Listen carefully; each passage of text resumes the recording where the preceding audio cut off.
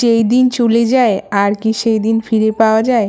তাই তো বলি, যতদিন বাঁচবে নিজের মতো করে নিজের লাইফটাকে সুন্দর করে কাটাও, আর পরে জানি আফসোস না হয় যে কিছুই পেলাম না জীবনে।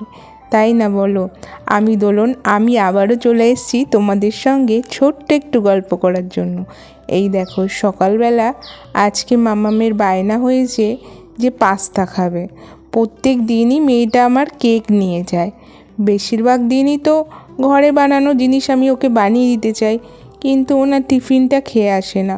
ওর একটাই বায়না, আমাকে একটু ক্রিম কেক নয় বিস্কিট কলা এসব দিয়ে দেবে। কিন্তু ডেলি ডেলি কি বলো একই রকম টিফিন দেওয়া যায়? মাম্মাম যতই বলুক আমাকে কেক দিয়ে দাও বিস্কুট দিয়ে দাও, আমি কিন্তু মাম্মামকে ঘুরিয়ে ফিরিয়ে টিফিন দেওয়ার চেষ্টা করি। কোনো দিনও চাউমিন, কোনো দিনও পাস্তা, কোনো দিনও রোল, এইসব মানে একদিন এক এক রকম দেওয়ার চেষ্টা করি। যখন ওইটা ওর ভালো লাগে না তখন ওকে আমি কেকটা দিই, আর এইভাবেই ওকে আমি ঘুরিয়ে ফিরিয়ে দিই। কিন্তু তবুও মেয়ে আমার টিফিনটা খেয়ে আসে না। কি আর বলবো বন্ধুরা তোমাদের। আর এই দেখো, মাম্মামকে স্কুলে পাঠিয়ে দিয়ে পুজো সেরে নিলাম।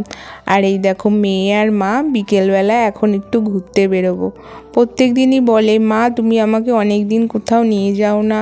আসলে আমার শরীরটা একটু খারাপ ছিল বলে কিছুদিন ধরে আমি ঘর থেকেও সেইভাবে বেরোইনি। শরীরটা এতটাই খারাপ ছিল। আর অনেক দিন বাদে মাম্মামকে বললাম তাহলে চল তোকে একটু ঘুরিয়ে নিয়ে আসি। আর এই দেখো, মাম্মাম কত হ্যাপি। বাচ্চাদেরকে নিয়ে একটু বেরোলে মাঝের মধ্যে ওদেরও ভালো লাগে। আর আমার যেহেতু একটু শরীরটা খারাপ ছিল না, ওই জন্য অনেক দিনও বেরোনো হয়নি সেইভাবে মাম্মামকে নিয়ে কোথাও। আর এই দেখো, ওর মুখের হাসিটাই আমার কাছে অনেক, জানো তো। আর ও আমার কাছে সেরকম কিছু এখন আর বায়নাই করে না।